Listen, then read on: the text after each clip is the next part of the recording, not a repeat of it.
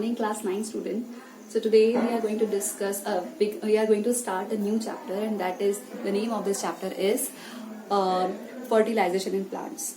As since previous classes you're reading about that what is fertilization? It's fusion of male and female gametes. So this is the first video of this chapter, and in which we are going to discuss about stamen pistil, especially that in the stamen you know that pollen grains are really important, and in the pistil that ovules are really important.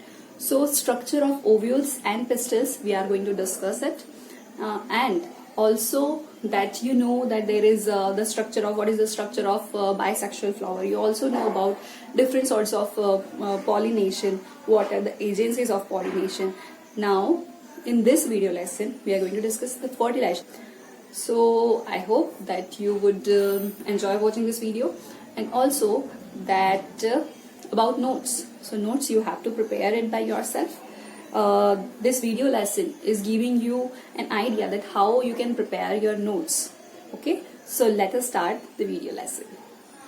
Hello students, this is the first video of chapter 7, fertilization in plants, and all these are the learning objectives which we are going through in this video lesson. So let's get started. The first topic, fertilization. As you know that fertilization means what? That the fusion of male and female gametes. Fusion of male and female gametes which forms zygote. That the zygote is the result of this fertilization. In pollen grains, that the male gamete or nuclei is there, and in female, or we can say that the female gamete or egg cell is present in the ovule, inside the ovary. And where these pollen grains are present? They are present in the anther, and anther is a part of stamen, and stamen itself is a part of flower. Right. So structure of pollen, we have already discussed it. Let us discuss it again. It has two layers, as you know that the first layer is known as exine and the second layer is known as entine. Students, in the previous video lessons, I have explained you about exine, entine, and even the diagram I have shown you, a picture I have given you.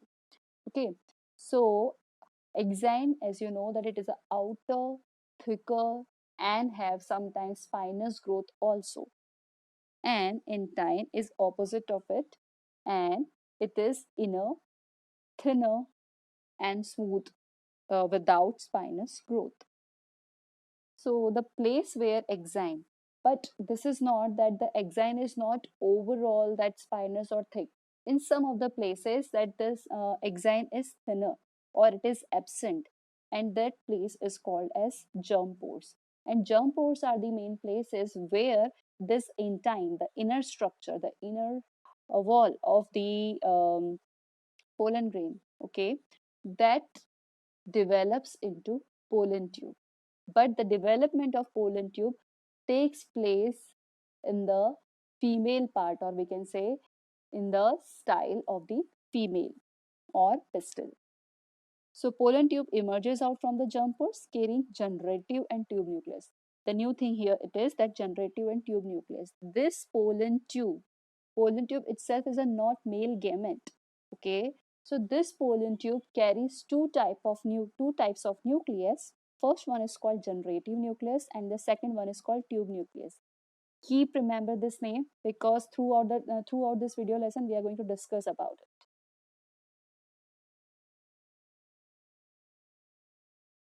See here, it is a picture of a pollen grain.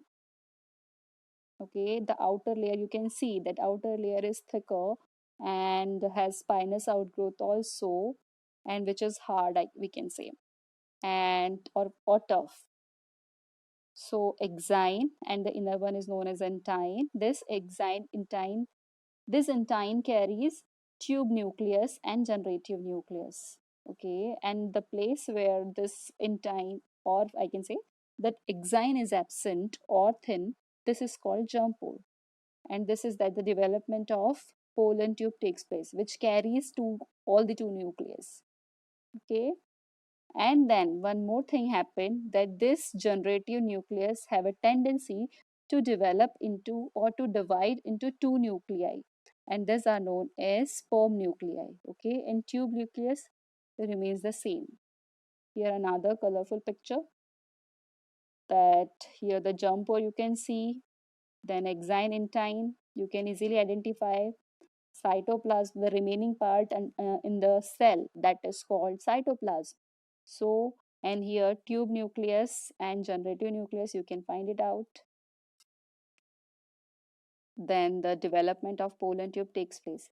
This development of pollen tube, I told you that it is there in the style.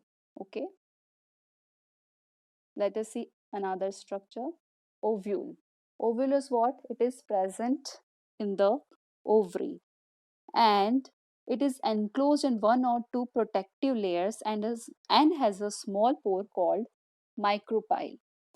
Micropyle is the place, or this is the position from where that pollen tube enters the female part or into the ovule.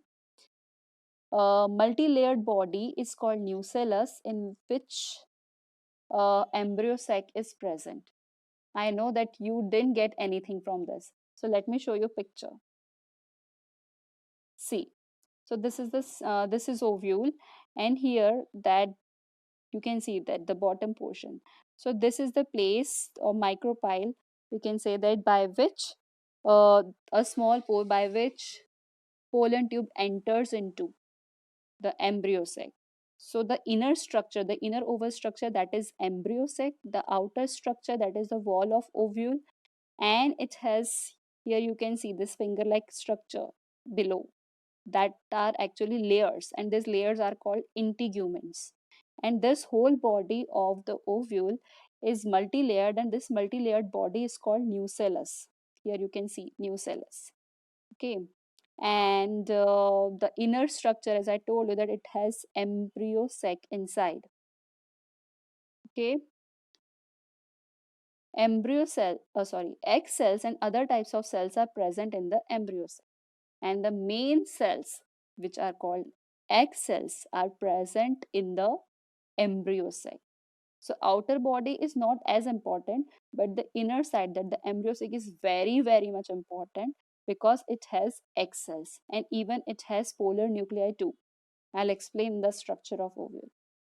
So now, structures and parts of mature ovule.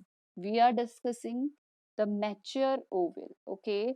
That how many parts are there and what is its structure. So integuments, as I told you, that integuments are the layers, okay? Layers above the embryo sac, which has a protective function. And micropyle, as I told you, that it is a porous region by which pollen grain enters into the embryo sac. Then nucellus, it is what? That multi-layered body. Let us check it. So this is the structure, the first structure you are seeing. This is given in your book also.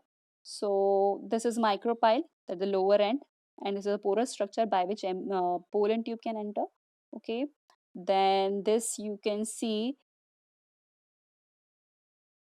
this structure, this one, and this side. So this make layers, and these layers are called integuments, and it forms a multi-layered structure, and this is called nucellus.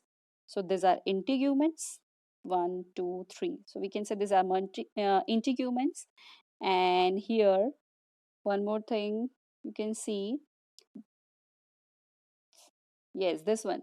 So opposite end of micropyle, there is another end, that is called chalaza. Okay, and which gives a dome shaped structure to the ovule. And as I told you, that in the embryo sac there are very important cells present. Okay, so embryo sac present within the nucellus, it is there in the nucellus. Okay, so outer to the embryo sac, as you can see that the inner side there is the embryo sac, the oval structure, and outer to the embryo sac, the structure is called nucellus. So this embryo sac contains 7 cells and 8 nuclei. 3 antibodal cells, 1 egg cells, 2 synergids, and 1 large central cell containing 2 polar nuclei. Okay, so let us see it. This picture. Here you can see the zoom structure of the embryo sac. Okay, so in the embryo sac, there are 3 antipodal cells which are present at the chalazal end. Okay, 1, 2, 3. These are antipodal cells. Then polar nuclei which is present at the center, and this polar nuclei, or this is the large cell which is there at the center, central cell, large central cell, it is also sometimes it is called. Okay, and the important thing is there that it has 2 nuclei inside, not only one, it has 2 nuclei inside. And generally one cell has 1 nuclei, but it has 2. And here you can see that the one cell which is there at the micropylar end, this is called egg cells, and these egg cells are supported by 2 synergid cells. Okay, so now can you count that how many cells are there? There are 7 cells and 8 nuclei are there in the embryo sac. So this is the structure of mature ovule. Now, main events that lead to fertilization. So what are the events? What are the steps?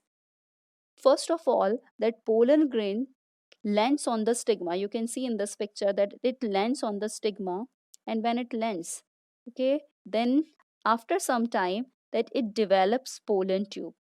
And the way of pollen tube is from the stigma to style and then to the ovary and then to the ovule. Okay, so this is how that pollen tubes, the motto of pollen tube is that to reach to the ovule or to the embryo sac. Then the tube grows onto the stigma to style into the ovary, as I told you. Each pollen tube has, as you know, that the pollen tube has 2 types of nucleus. One is called vegetative nucleus, and the second one is called generative nucleus. So this too you can see that the generative nucleus itself divides into 2. Okay, and these are called sperm nuclei or sperm cells, or it is also called male cells, okay, or male gametes. And here you can see that tube nucleus first enter into the embryo sac, and after then it disintegrates. Okay, there is the role of tube nucleus now stop. Okay, then the 2 male cells which enter into the embryo sac, and first it meets with the egg cells. Let us see here. Pollen tube enters the ovule through micropyle, as you know it. Pollen tube release 2 male gametes into the embryo sac of ovule. 2 male gametes, or we can say sperm nuclei, or we can say male cells. Okay, one male gamete fuses with the egg cell. Here you can see that one it fuses with the egg cell, and the second one fuses with the 2 polar nuclei, or with the central cell which is there at the center. Okay, so one fuses with the egg cell, and the another one fuses with the 2 polar nuclei. When it fuses with one cell, it means that egg cell, then it forms diploid nucleus. Diploid nucleus, it means a cell carry 2 nucleus inside, then we can say it is a diploid nucleus. And when it fuses, and at the center the another male cells, or the another male gamete which fuses with the large central cell. Okay, and because it already has 2 nucleus and 1 nucleus of itself also, so it form a triploid nucleus.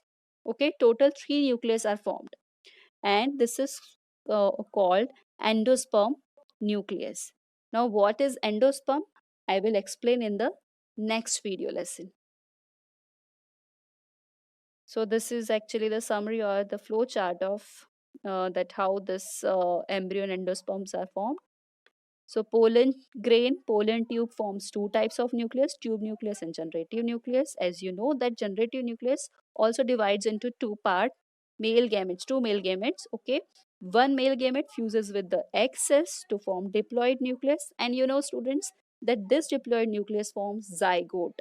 Okay, and this zygote further develops into embryo, and this embryo is actually then after development, and when it's germinate, then it forms root part and shoot part. Then here, male gamete, when it fuses with the diploid nucleus, which is present at the center of the embryo sac, then it forms triploid nucleus. Okay, and triploid nucleus, that is also called endosperm nucleus, which helps in the formation of endosperm. So this is done for today. Have a nice day. Till then, goodbye. Take care.